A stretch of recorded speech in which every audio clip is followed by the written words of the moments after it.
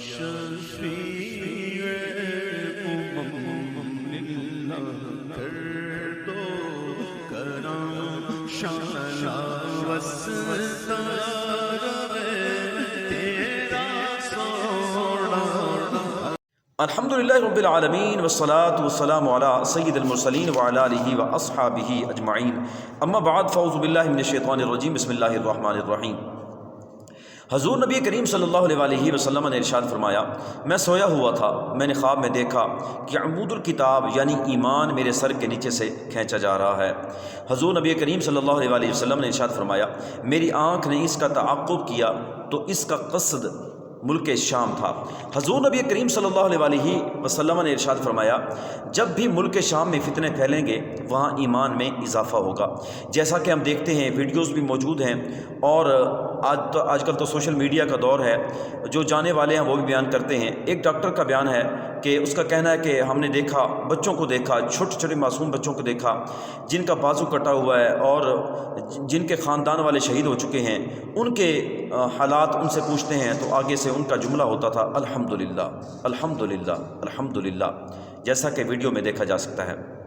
میں ابھی مصر جب گیا ہوں تو میں مریضوں کو بھی مل کر آیا ہوں، 14 مریضوں سے ملا ہوں، جن میں سے 10 بچے تھے۔ ان کا جو مورائل تھا وہ مجھے شرمندہ کرنے کے لیے کافی ہے کہ ہم یہاں پہ ان کی مدد کرنے کے لیے ڈرتے ہو، خوف آتا ہو، اور وہ چھوٹے چھوٹے بچے جو ہیں ان کے منہ سے الحمدللہ کے علاوہ کچھ نہ نکلتا ہو۔ ایک بچی مجھے یاد ہے 10 سال کی، اور اس کا ایک بازو پورا سیاہ ہوا تھا، جلا ہوا تھا۔ اس دوران باتیں کرتے ہوئے اس کا کمبل ہٹا تو دوسرے بازو میں راڈز لگے ہوئے تھے سارے، یعنی وہ ٹوٹی ہوئی تھی۔ ان حالات میں اسے کہہ رہا ہوں کہ کیف الحال، کہتی الحمدللہ امور۔ ساتھ اس کا بھائی تھا، انس نام تھا اس کا، 6 سال کا۔ اس سے میں نے پوچھا کہ الحمدللہ۔ یہ تو کل 14 تھے، 11,000 تو وہ ہیں جن کو فوری طور پہ کسی ٹرشی اسپتال میں پہنچنے کی ضرورت ہے اور وہ بیچارے وہیں پہ سڑ رہے ہیں۔ ہمیں اپنے اوپر اپنی زندگی پہ شرم آتی ہے کہ اللہ کا دیا سب کچھ ہے، اور ہم یہاں پہ بڑے آرام سے اسرائیل کی پروڈکٹس کو استعمال کر رہے ہوں۔ ہمیں اتنا بھی نہیں خیال آیا کہ ہم کم از کم ان کا تو بائیک آؤٹ کر دیں، ایک اچھا میسج تو جائے وہاں۔ حضور نبی کریم صلی اللہ تعالیٰ علیہ وسلم نے ارشاد فرمایا، اگر اہل شام میں فساد برپا ہو جائے تو تم میں پھر کوئی خیر باقی نہیں رہے گی۔ حضور نبی کریم صلی اللہ تعالیٰ علیہ وسلم نے پھر ارشاد فرمایا، میری امت میں ہمیشہ ایک جماعت ایسی رہے گی جس کو اللہ تعالیٰ کی مدد حاصل ہوگی، اور اس کو نیچا دکھانے والے قیامت تک اس جماعت کو نقصان نہیں پہنچا سکتے۔ اور پھر حضور نبی کریم صلی اللہ علیہ وسلم نے یہ ارشاد فرمایا کہ قتل کرنے کے دن مسلمانوں کا خیمہ الغوطہ میں ہوگا، اور اس جگہ دمشق نامی ایک شہر ہے جو شام کے بہترین شہروں میں سے ایک ہے۔ صحیح ابن حبان۔ شام کی سرزمین سے ہی حشر قائم ہوگا۔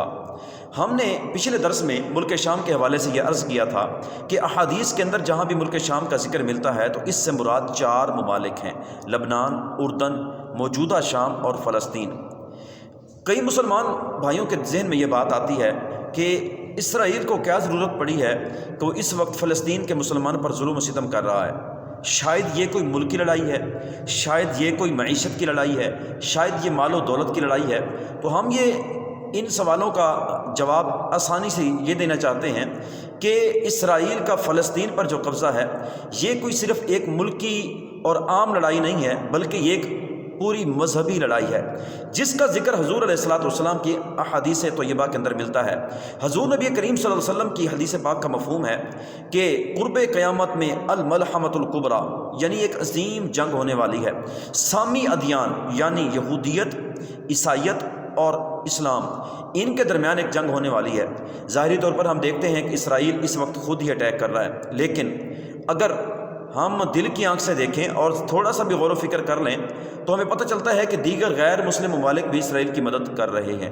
یہ ایک الگ بات ہے کہ اس وقت پاکستان کے اندر PSL ہو رہا ہے، اور PSL کے اندر جو اسپانسرشپ ہے وہ KFC کی ہے، وہ KFC جو ہے وہ یہودی برانڈ ہے، اور یہ بھی مدد کر رہے ہیں جتنا ہو سکتا ہے۔ لیکن ہم یہ عرض کرنا چاہتے ہیں کہ وہ عیسائی جو ظاہری طور پر پرامن نظر آتے ہیں، حقیقت میں وہ پرامن نہیں ہیں۔ کیتھولک جو کرسچن ہیں وہ اس وقت کسی نہ کسی طرح اسرائیل کی مدد کر رہے ہیں۔ کیا ان کا ٹارگٹ صرف اسرائیل ہے کہ اسرائیل کو جو ہے ہم یہاں پر قابض کر دیں اور اسرائیل قبضہ کر لیں؟ نہیں، اصل میں ان کا پہلا ٹارگٹ یہ ہے کہ ہم اسرائیل کو قبضہ کروا دیں اور پھر اس کے بعد ہم خود قبضہ کر لیں۔ اس کی وجہ کیا ہے؟ اس کی وجہ یہ ہے کہ یہاں یعنی بیت المقدس کے اندر، اس علاقے کے اندر بیت اللحم ہے، جہاں حضرت عیسیٰ علیہ السلام کی ولادت باسعادت ہوئی۔ تو یہ عیسائیوں کے نزدیک، کرسچنز کے نزدیک یہ ایک مقدس مقام ہے۔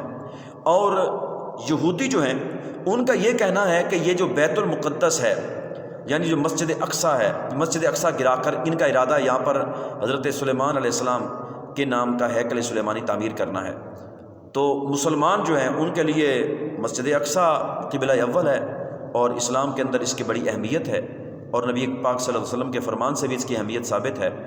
تو تینوں جو مذاہب ہیں، یعنی سامی ادیان، اسلام، یہودیت اور عیسائیت، اصل میں ان کی جو جنگ ہے وہ جنگ کسی ظاہری نظریاتی ملک کی نہیں ہے، بلکہ یہ اصل میں مذہبی جنگ ہے۔